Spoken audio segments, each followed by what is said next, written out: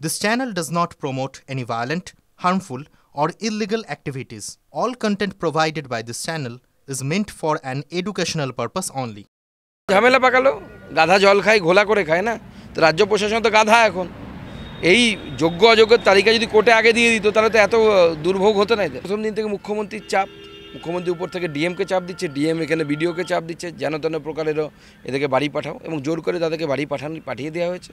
ভগ্নস্তূপ, বাড়ি ঘর সমস্ত কিছু পুড়িয়ে দেওয়া হয়েছে, ভেঙে দেওয়া হয়েছে, সেই জায়গায় গিয়ে থাকে। এবং শুধু তাই তো নয়, ওই এলাকায় এখনও তো তাদেরকে ধমকি দেওয়া হয়েছে, তোদের বাপ কতদিন থাকে দেখি, বাপ চলে গেলে তোদের কাটবো, কচু কাটা করবো।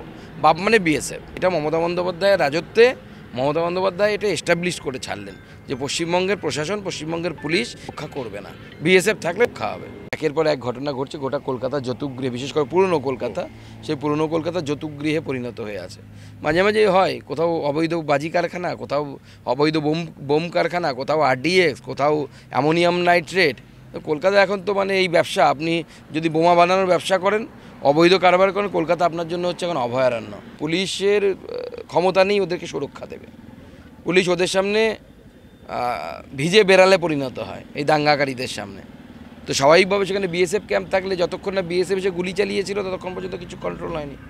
তো বিএসএফ ক্যাম্পের জন্য রাজ্য প্রশাসন লিখুক, বিডিও লিখুক, ওখানকার বিডিও, এডিএম লিখুক যে হ্যাঁ আমরা স্বরাষ্ট্র মন্ত্রকের কাছে দাবি জানাচ্ছি, আমরা জায়গা দেবো, ল্যান্ড দেবো, এখানে একটি বিএসএফ ক্যাম্প।